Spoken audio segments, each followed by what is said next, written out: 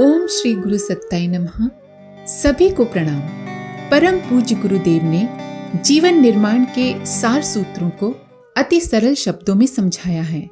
उनके ये शब्द हमारी सब समस्याओं का समाधान करने में सक्षम हैं। हमें महामानव देव मानव बनाने में, आध्यात्मिकता की ऊंची भाव स्थिति में ले जाने में पूर्ण सक्षम हैं। बस पूरे हृदय से उनके शब्दों का पालन किया जाना चाहिए। अपने आत्म सुधार के प्रयासों में परम पूज्य गुरुदेव के शब्द उत्प्रेरक बनकर हमें प्रेरित एवं प्रोत्साहित करते हैं। आइए सुनते हैं उनके प्रवचन का कुछ अंश। पात्रता का विकास अगर आदमी न कर सका और केवल उसके दिमाग पर ये वहम, ये ख्वाहिश जमा हुआ बैठा रहा कि लकड़ी की माला और जुबान की नोक से उच्चारण किए जाने वाला मंत्र राम राम चिल्लाते रहो, जैसे तोता टैं टैं टैं चिल्लाता रहता है, वैसे ही राम राम जबान से चिल्लाते रहो तो बेकार है ऐसा राम का नाम। कोई फायदा नहीं हो सकता राम के नाम का। लकड़ी की माला के ऊपर जो गायत्री मंत्र घुमाया जाता है, मैं नहीं जानता उसमें से कोई कुछ फायदा ले सकता है या नहीं। मैं लाखों बच्चों को जानता हूं जो शिकायत करते हुए आते हैं और कहते हैं राम का नाम जपा था, हमको कोई फायदा नहीं हुआ। लाखों मनुष्य मेरे पास आते रहते हैं और कहते हैं हमने गायत्री मंत्र जपा था पर हमको कोई फायदा नहीं हुआ। और मैं इस बात की तस्दीक करता हूं कि कोई फायदा ना हुआ है और ना आगे होगा। लेकिन मैं आपको यकीन दिलाता हूं कि अगर गायत्री मंत्र सही तरीके से जपा गया हो और सही तरीके से जीवन में धारण किया गया हो और जीवन की नसों नाड़ियों में, भावनाओं में, विचारणाओं में ओत-प्रोत किया गया हो तो आदमी को चमत्कार दिखा सकता है। और चमत्कार का सबूत, चमत्कार का नमूना हूं मैं, जो आपके सामने बैठा हुआ हूं। मैं एक नमूना हूं और मैं एक सबूत हूं। मेरी जिंदगी के सैकड़ों पन्नों के अध्याय हैं और वो सब बंद हैं। मैंने सील बंद कर दिया है और मैंने इसलिए सील करके रखे हैं कि मेरे मरने तक के लिए उनको खोल के नहीं रखा जाए। इतने लोगों की मैंने सेवाएं की हैं, इतने लोगों की सहायता की है। उनकी सेवा और सहायता का ब्यौरा इतना बड़ा है कि जब आपको ये मालूम पड़ेगा तो आप आश्चर्य करेंगे कि एक आदमी इतने मनुष्यों की, इतने किस्म की सहायता करने में इतना समर्थ है।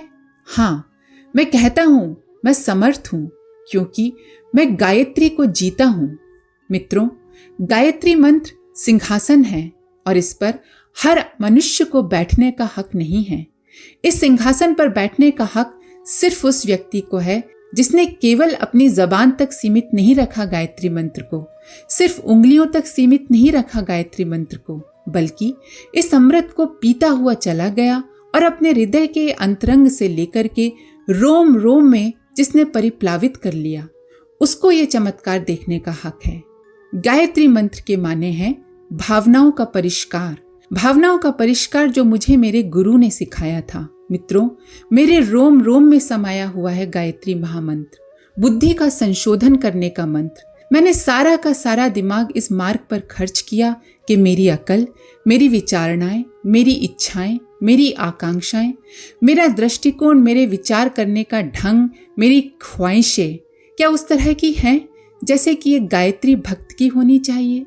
मैं अपने आप को बराबर कसता रहा, बराबर परख करता रहा। खोटे होने की परख, खरे होने की परख। पुराने जमाने में जो रुपया चला करते थे उसकी कसौटी लगाई जाती थी। खोटा अलग फेंक देते थे, खरा अलग फेंकते थे। मैंने अपने आप की कसौटी लगाई और कसौटी बता देती थी कि ये खोटा है कि खरा है। अपनी हर मनोवृत्ति के ऊपर कसौटी लगाता चला गया और ये देखता हुआ चला गया कि मैं कहाँ खोटा सिक्का हूं और कहाँ खरा। जहां खोटा था वहां अपने आप को संभालता रहा और जहां खरापन था उसको और सुधारता रहा। मेरी उपासना का क्रम पूजा उपासना तक सीमित नहीं है। 24 घंटे मैंने उपासना की है। 24 घंटे अपने आप को परिशोधन और संशोधन करने के लिए आग में तपाया है। मैंने हर बार अपनी मनोवृत्तियों की परख की है और मैंने हर बार मन की सफाई की है। इस लायक अपने मन को बनाया है कि भगवान अगर भीतर आए तो नाखुश होकर नहीं चला जाए, परेशान होकर नहीं चला जाए। मन की सफाई करने की जरूरत है। भगवान को आदमी की मक्कारियों और आदमी की लिप्साओं से बहुत नफरत है।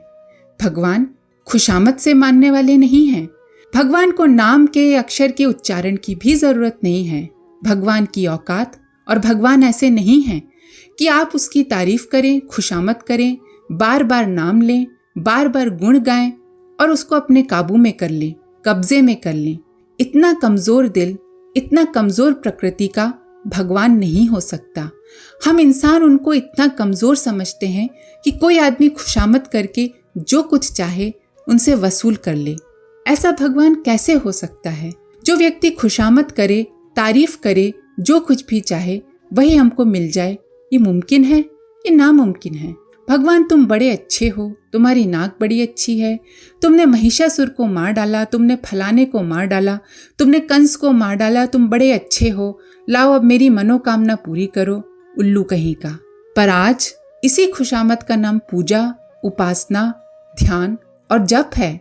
सारा विश्व अज्ञान के अंधकार में डूबा हुआ है, भ्रम के जंजाल में फंसा हुआ अपना वक्त और अपना समय बर्बाद करता हुआ अध्यात्म को बदनाम करता चला जाता है और शिकायत करता हुआ चला जाता है कि हमने भगवान का नाम लिया था, पूजा की थी, खुशामद की थी, मिठाई खिलाई थी, चावल खिलाया था, धूप बत्ती खिलाई थी, आरती जलाई थी और हमें तो कोई फायदा ही नहीं हुआ। कैसे हो सकता है फायदा? फायदा होना चाहिए और उसका लाभ उठाने के लिए आदमी को अपने जीवन में आध्यात्मिकता का समावेश करना होगा। जीवन में आध्यात्मिकता का समावेश है पूजा उपासना का शिक्षण। आज की बात समाप्त। ओम शांति।